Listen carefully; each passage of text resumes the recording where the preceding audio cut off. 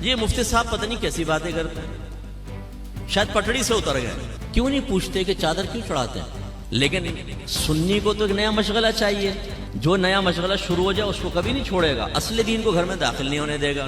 ماشاءاللہ ہے نا ہم لوگ آپ کا کاروبار چلانے کے لیے.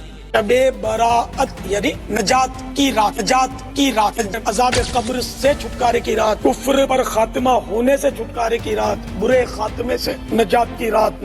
سارا سال آئندہ کیا کیا اس کے ساتھ ہونا ہے یہ مطلب لکھا جاتا ہے اس کے لیے. Subscribe to our channel by clicking the subscribe button. Click the bell button and enjoy the latest uploads from our channel. یہ مفتی صاحب پتہ نہیں کیسی باتیں کرتے ہیں، شاید پٹڑی سے اتر گئے. تو میں بولتا ہوں تمہاری چڑھی ہوئی ٹرین ادھر آؤ تو میں دیکھتا ہوں کہ تم پٹڑی پہ چڑھے ہوئے اور میں پٹڑی پہ چڑھا ہوا ہوں. آئیں قرآن و حدیث کے اوپر پیش کرتے ہیں نا چیز کو، نہ آپ کی نہ میری. وہ لوگ جنہوں نے ان چیزوں کو پروموٹ کیا ہے، ہمارے اہل سنت میں ان کو ڈال ڈال کر ہمیں بدعتی کہلوایا، ہمیں قبر پرست کہلوایا، ان کے مقاصد کو پہنچتی ہے ٹھیس. اب یہ جب باتیں ہم کرتے ہیں یہ ہے اصلی دین جو میں آپ کو سمجھا رہا ہوں. کیوں نہیں پوچھتے کہ چادر کیوں چڑھاتے ہیں؟ کیا بیسک کانسیپٹ ہے اس کے پیچھے؟ اس میں بزرگ کا کیا فائدہ ہے، آپ کا کیا فائدہ ہے؟ کہاں قرآن و حدیث میں لکھا ہے کہ مزار کے اوپر چادر چڑھاؤ؟ ہم نے اس کو ایک ایسی رسم بنا لیا ہے کہ عرس چادر چڑھانے کے بغیر پورا ہی نہیں ہوگا. ہر شخص چادروں کی منت مان رہا ہے کہ جی میرا کام ہو گیا تو میں فلاں مزار پہ چادر چڑھاؤں گا. بھئی کیوں مان رہا ہوں منت؟ ذرا بتاؤ تو صحیح نا. ایک دور تھا کہ جب قبرستان عام بنا دیے جاتے تھے، اس میں کسی عالم کی قبر ہے، کسی نبی کی قبر ہے، فرض کر لیں صحابہ کی ہے، تو لوگ ادب سے دور ہونے لگے تو وہ قبور پہ چڑھ رہے ہیں صاحب، تو وہ جو اشرف القوم کی قبر ہے اس کی بھی بے حرمتی ہو رہی ہے، تو بھئی چلو ایک کپڑا ڈال دو یار تاکہ فرق تو ہو جائے، آنے والے کو پتہ چلے کسی بزرگ کی قبر ہے دوسری تو ایک چادر ڈال دی ادھر. بس یہ بیسک کانسیپٹ تھا.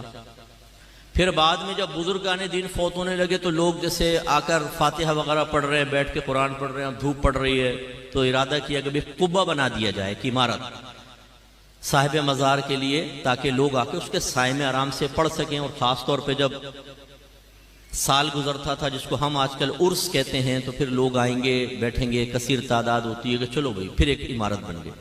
جب عمارت بن گئی تو جو عام قبور سے امتیاز قائم کرنا تھا وہ عمارت کے ذریعے حاصل ہو گیا. اب چادر کی تو ضرورت ہی ختم ہو گئی. لیکن سنی کو تو ایک نیا مشغلہ چاہیے، جو نیا مشغلہ شروع ہو جائے اس کو کبھی نہیں چھوڑے گا، اصل دین کو گھر میں داخل نہیں ہونے دے گا. انہوں نے کہا بھئی قبہ بن گیا، ابھی چادر کی رسم تو چلے. وہ چل پڑی صاحب رسم. اور پھر کیا ہوتا ہے کہ آپ نے وہ ڈالی، وہ جمع کرتے جاتے پھر وہ پھر یوں دکان پہ پہنچتی ہے نا، کم قیمت پہ دکان والا دوبارہ خریدتا ہے، استری شستری مارتا ہے، پھر دوبارہ. ماشاءاللہ ہے نا ہم لوگ آپ کا کاروبار چلانے کے لیے چادروں کی منت مان رہے ہیں کہ جی میرا کام ہو گیا میں چادر چڑھاؤں گا.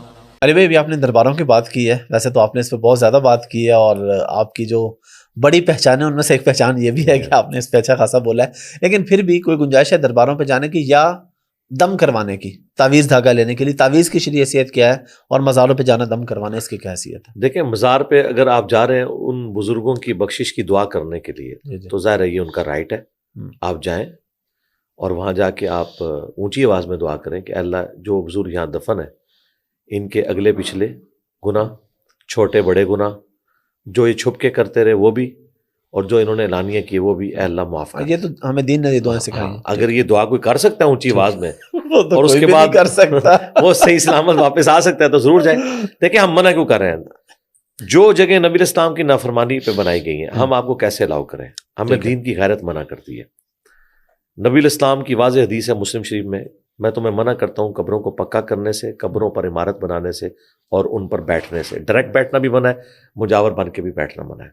مسلم شریف میں ایک اور حدیث ہے، ابو حیاج اسدی تابعی کہتے ہیں کہ سیدنا علی نے اپنے دور خلافت میں مجھ سے فرمایا کہ اے ابو حیاج، میں تمہیں اسی کام پہ مامور نہ کروں جو نبی الاسلام نے میری ڈیوٹی لگائی تھی، کہ میں کوئی اونچی قبر دیکھوں تو اسے زمین کے برابر کر دوں، اور کوئی تصویر دیکھوں جو عبادت کی غرض سے، تعظیم کی غرض سے بنائی گئی ہے اسے مٹا دوں.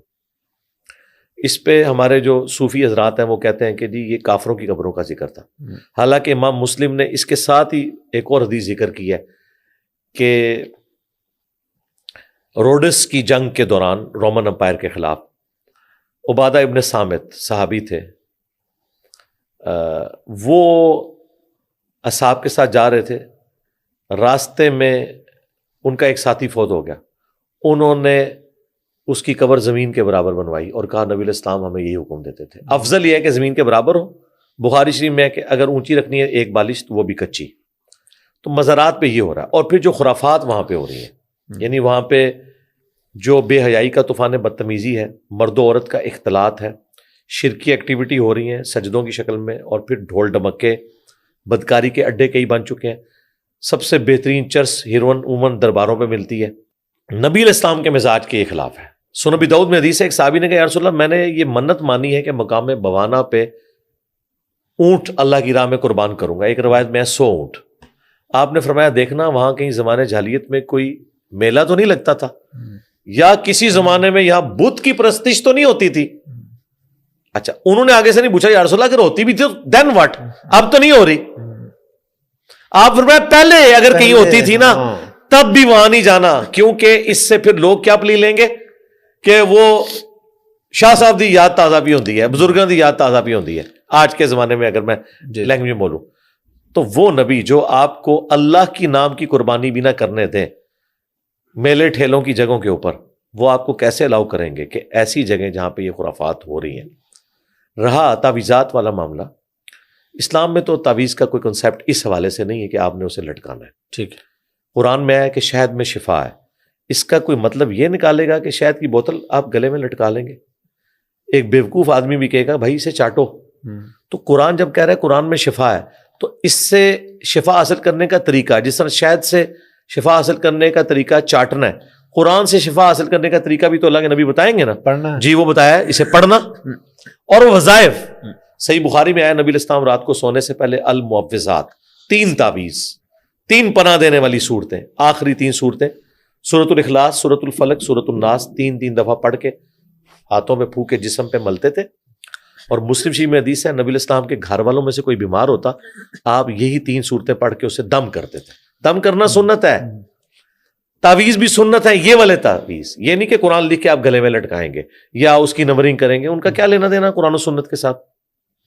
پھر ابو داؤد ترمذی میں حدیث ہے جو صبح اور شام 3 دفعہ آخری 3 صورتیں پڑھ لیں ہر چیز سے کفایت کر جائیں گی۔ پھر ابو داؤد ترمذی میں حدیث ہے ایک صحابی کہتے ہیں نبی علیہ السلام نے مجھے وصیت کی تھی کہ ہر فرض نماز کے بعد 1 دفعہ آخری 3 صورتیں پڑھ لینی ہے۔ ترمذی میں ایک رقت انگیز حدیث ہے جو سنن سعید الکبریٰ میں ہے کہ نبی علیہ السلام پہ جب یہ آخری 2 صورتیں نازل ہوئی نا پلس سورہ اخلاص، تو پھر آپ علیہ السلام نے باقی دعائیں چھوڑ دی تھی، آپ صرف انہی کو لیا کرتے تھے کہ یہ ہر ایک چیز سے کفایت کرتی ہیں۔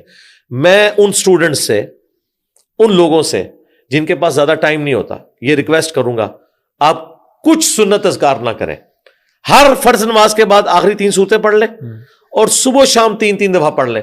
آپ کو کوئی سنت اذکار کرنے کی ضرورت نہیں، ہر ذکر، ہر دعا، شیاطین سے بچنے کی، جادو سے بچنے کی، سے ہر چیز، سب کچھ اس کے اندر کور ہے، اور سب سے بڑھ کر یہ قرآن کی صورتیں، یہ سنت والی بات ہی نہیں رہی، یہ تو قرآن کی دعائیں، تو یہ کر لیں۔ یہ تعویذات ہے جی، اس میں میرا کلپ بھی ہے رسول اللہ کے تعویذات۔ شب براءت یعنی نجات کی رات، نجات کی رات، نجات کی رات، اس میں عذاب قبر سے چھٹکارے کی رات، کفر پر خاتمہ ہونے سے چھٹکارے کی رات، برے خاتمے سے نجات کی رات، نزع کی سختیوں سے نجات کی رات، عذاب قبر سے نجات کی رات، عذاب جہنم سے نجات کی رات، دکھوں اور مصیبتوں سے نجات کی رات، ہر طرح کی آفات و بلیات سے یہ نجات کی رات ہے۔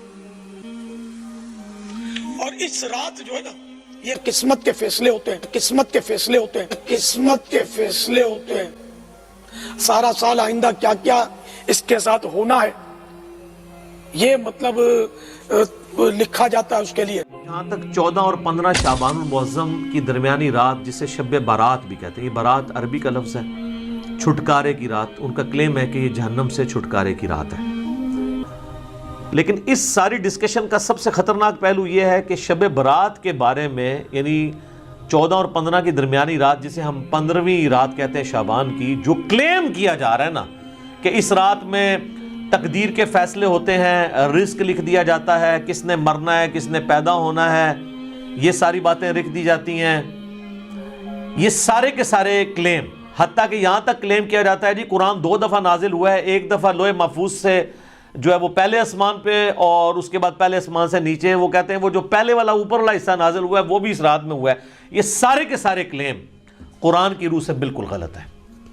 قرآن حکیم کو آپ پڑھیں گے تو یہ سارے کے سارے کلیمز آپ کو شب قدر کے بارے میں ملیں گے. قدر کا مطلب بھی ڈیسٹنی کی رات، جو رمضان المبارک کے آخری عشرے کی تاک راتوں میں آتی ہے، اور بخاری مسلم میں کئی احادیث اس کے اوپر گواہ ہیں، وہ میں اینڈ پہ انشاءاللہ بیان بھی کر دوں گا. تو قرآن کی روح سے تو یہ شب برات کے بارے میں جو کچھ کلیم کیا جا رہا ہے وہ بالکل غلط ہے، قرآن سے ہی ٹکراتا ہے. یہی تو ہم کہتے ہیں کہ صحیح احادیث قرآن کے خلاف نہیں ہوتی ہیں، ہمیشہ جعلی روایتیں، ضعیف روایتیں یہ قرآن کے خلاف جا رہی ہوتی ہیں، تو ہم مانتے بھی نہیں ان کو الحمدللہ.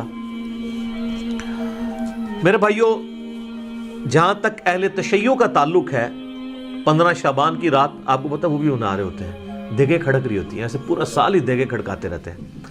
شیعہ کو جو شیطان نے دیگیں کھڑکانے کے اوپر لگا دیا ہے نا، جن کو یہ سارا خلافت اور ملوکیت کا سسٹم سمجھ تھا، سنی تو بیچارے رہی اس مسئلے سے نابلد رہے نا. وہ بڑی مشہور حدیث کے سیدہ عائشہ کہتی ہیں، یہ روایت مطلب کمزور ہے، میں بیان کر رہا ہوں. ایک رات نبی علیہ السلام کو ہم نے بستر پہ غائب پایا، تو میں اٹھی، میں نے یہ گمان کیا کہ اللہ کے نبی علیہ السلام کسی اور بیوی کے پاس نہ چلے گئے ہوں. تو میں نے دیکھا آپ بقیع غرقد میں گئے ہیں، اور وہاں پہ نبی علیہ السلام کو میں نے جب پایا تو آپ نے فرمایا عائشہ تم نے کیا سمجھا کہ اللہ اور اس کا رسول تم سے خیانت کریں گے، یعنی میں کسی اور بیوی کے پاس چلا جاؤں گا.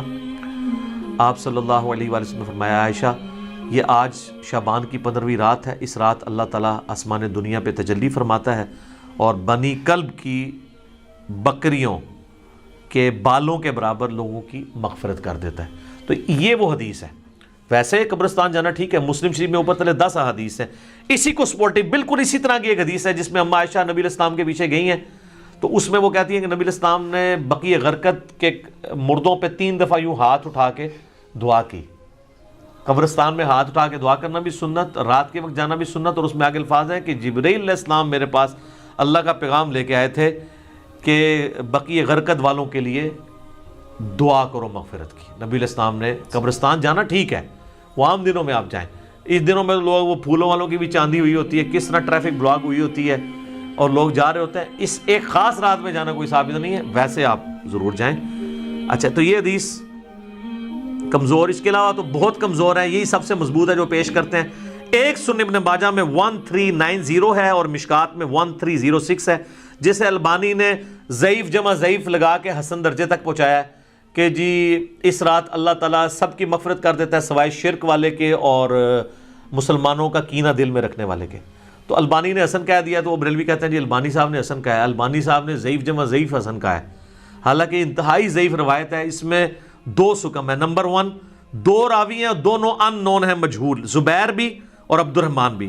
دوسرا سکم ہے کہ 2 راوی ابن لہیہ اور ولید دونوں مدلس ہیں اور ان سے روایت کر رہے ہیں، اور مسلم کے مقدمے میں لکھا ہے کہ مدلس کی ان والی روایت سما کی تصریح کے بغیر ضعیف ہوگی.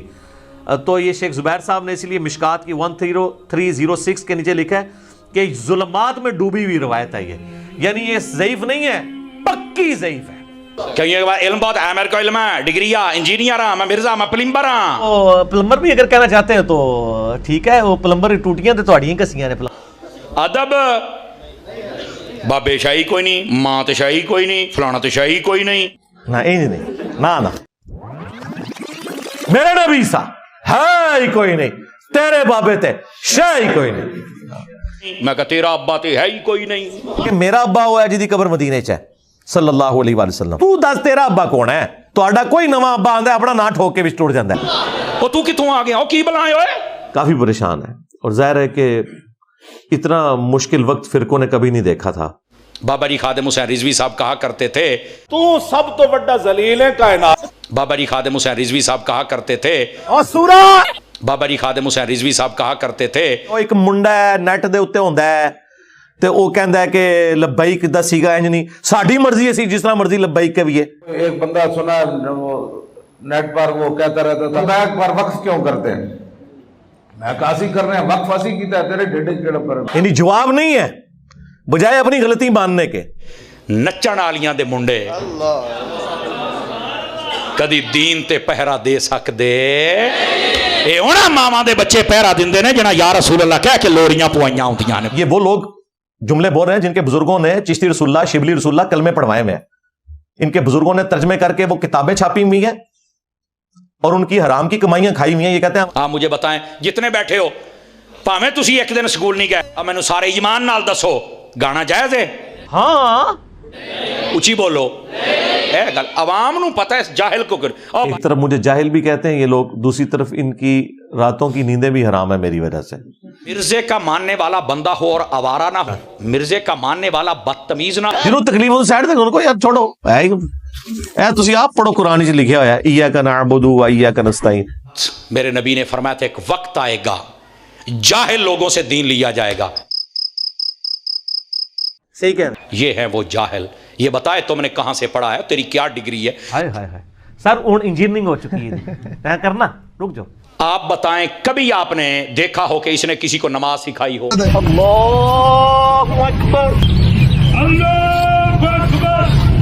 जुमा पढ़ांदा होवे ना हो रही हो तो हम कभी किसी फरिश्ते को दुआ के लिए नहीं पुकारते, अगरचे उसकी जिम्मेदारी अल्लाह ने लगाई, ड्यूटी अल्लाह ने।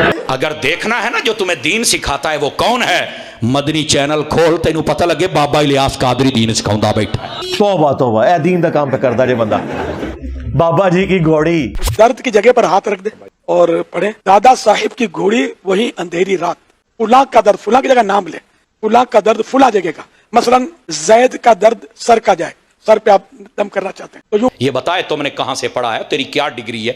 कि मौलाना इलियास कादरी साहब के पास किसी मदरसे की डिग्री तो दूर की बात, स्कूल की डिग्री भी नहीं है, मैट्रिक भी नहीं किया हुआ उन्होंने, ये खुद बताया हुआ उन्होंने।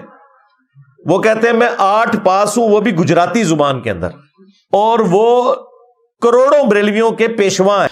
ए असल जिद्दां दा मुंह सी ना, इनू चांडी किसे नहीं मारी, ये अतारी दे हिस्से आई। बड़ा बुरा वक्त आया जी बरेलवियां होते, यकीन करो इन्होंने कदे सोचा भी नहीं सी। चीकां निकलदियां ने हुण आसमानां, चीकां निकलदियां ने हुण आसमानां ताईं। ओए पै गया जो तुहाडे बुजुर्गां नूं, ओए पै गया जो, ओए पै गया जे तुहाडे पिओवां पीरां नूं, सर निकलो बाहर। ओए मिर्जे दे खिलाफ तुहाडे पिओ ने करनियां ने, निकलो बाहर।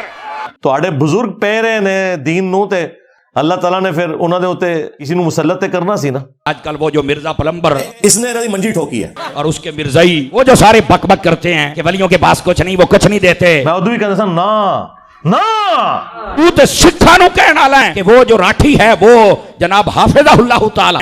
ये इनकी ज़हन का लेवल है।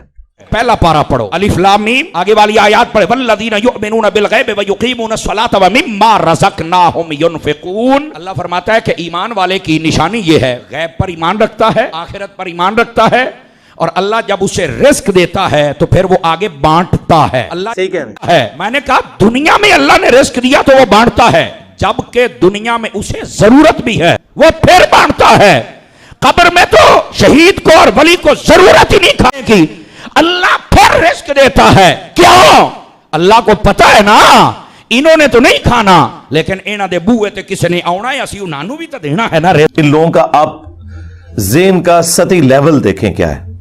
तो ये तो बांटते हैं, जब बांटते हैं तो कैसे बांटते हैं? अल्लाह देता है तब बांटते हैं। अब कहते हैं वली कोई नहीं दे सकते, शहीद कोई नहीं दे, अब गोड़िया क्या बाबा जी रुको जरा, सबर करो। सूरतुल मायदा की 72 क़यामत तक के लिए फकी दे दी है कि ईसा और उनकी मां रोटी खाने के मोहताज थे। तुम ऐसों को पूजते हो जो ना तुम्हारे नफे के मालिक है ना नुकसान के।